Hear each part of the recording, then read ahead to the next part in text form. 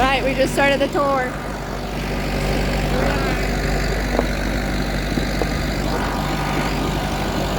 Joel's driving on the other one. Super pretty out here. There's bees.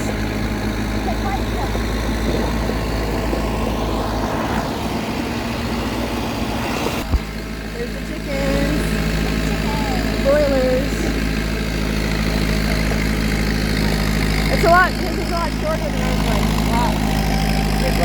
Look how short compared to ours was. These are the broilers, they're the meat chickens, as opposed to layers, which lay eggs. It's like beef cows and dairy cows. Mommy, we did it. So, you know, meat chickens are sumo wrestlers.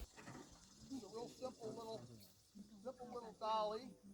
And when this finally replaces all of Cargill, Tyson, Pilgrim's Pride, you'll be able to buy these dollies at every hardware store. So you just slip that under, that puts it on an axle, so it'll roll.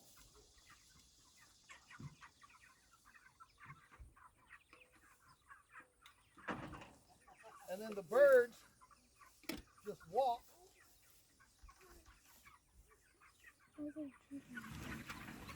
Okay?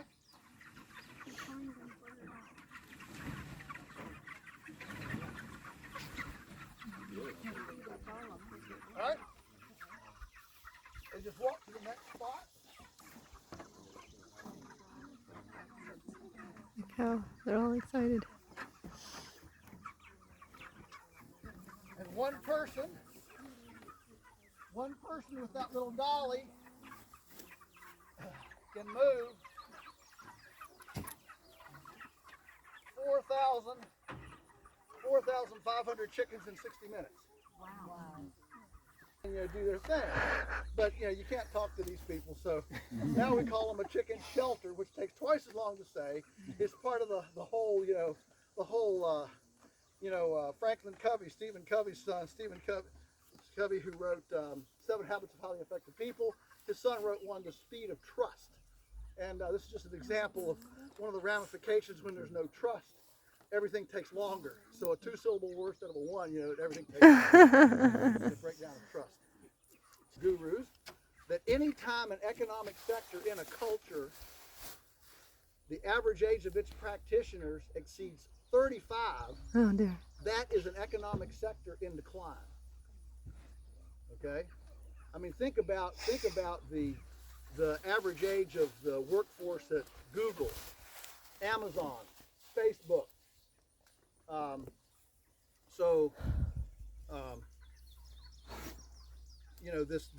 This vibrancy, one of the benchmarks of vibrancy is youth.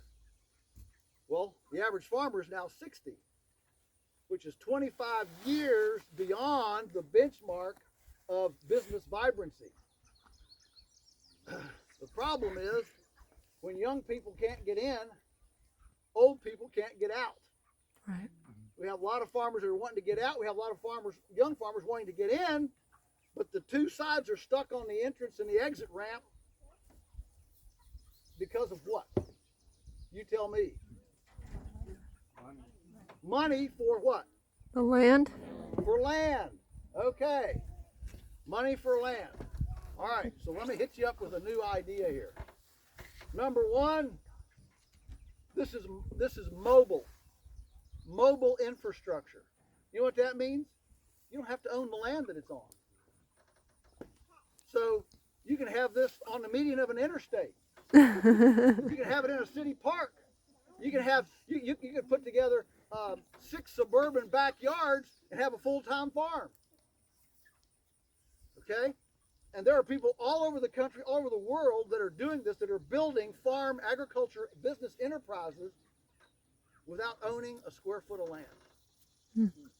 This can be put under an apple orchard. It can be run down the center of a vineyard road. Okay? It can be placed anywhere. Suddenly, you take the land component out, and the mobility gives you a path to entry.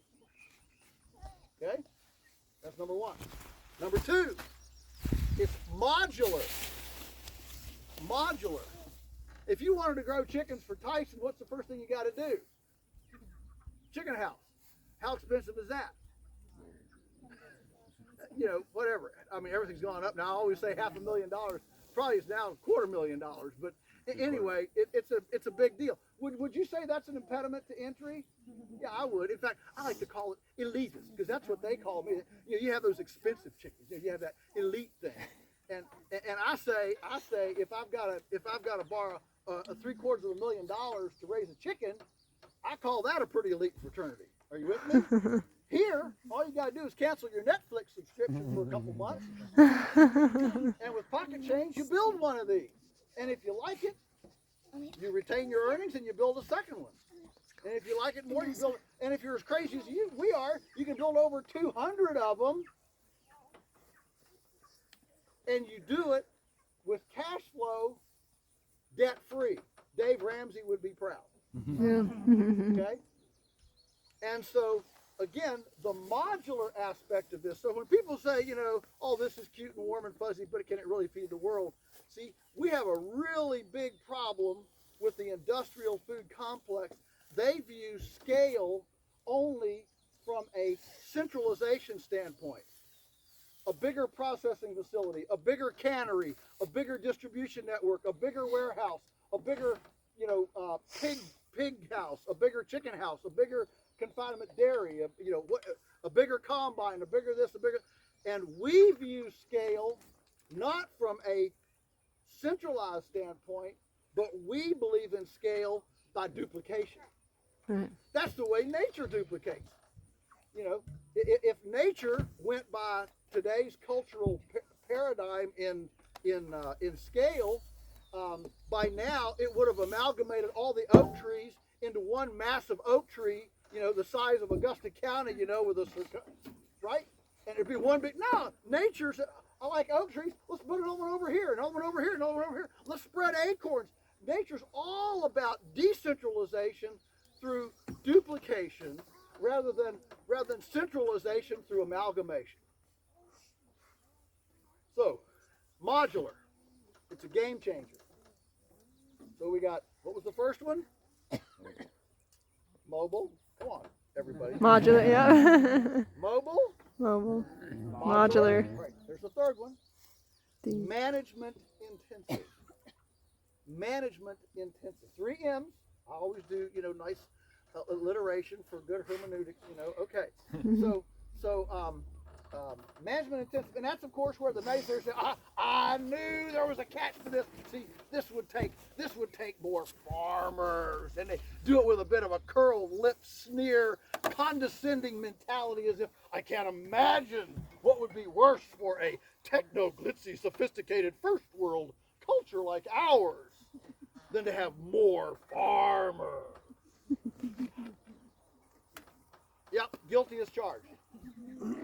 How about a society that has fewer drug companies, that has fewer sick animals, Amen. sick people, doesn't have MRSA and C. diff that are man-made superbugs from subtherapeutic antibiotic use? Physical stuff intensive. What it's intensive about is skill, knowledge, and customers. And all 3 of those are people, and you don't have to borrow a dime to get them. And they're totally portable. You can take them anywhere you go.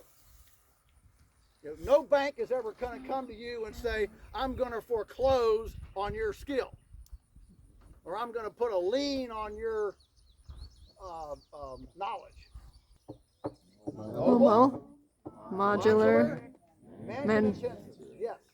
And you couple those 3 together, and you suddenly have a pathway in for tomorrow's generation of young people. And folks, if we don't make pathways of access for our young people, Bill Gates and Cargill and the Chinese are going to own it all. Yeah.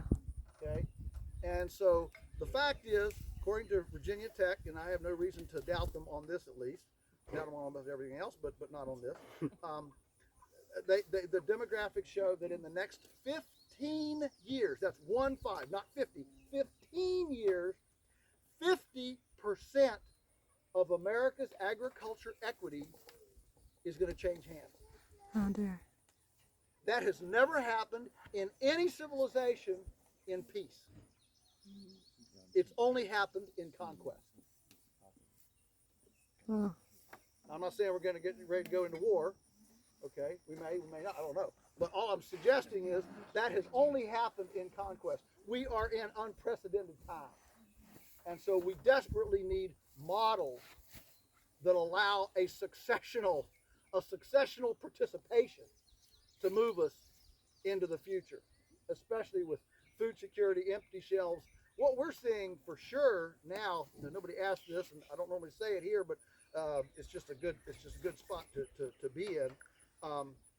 We're seeing for the first time in my life is we're seeing a real systemic breakdown in the centralized food system.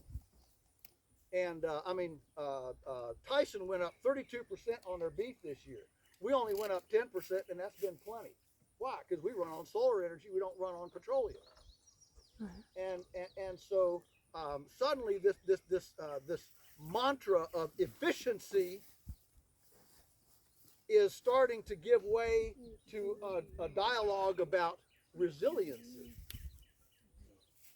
Because people are starting to realize if you're not first resilient, you don't have anything to be efficient about.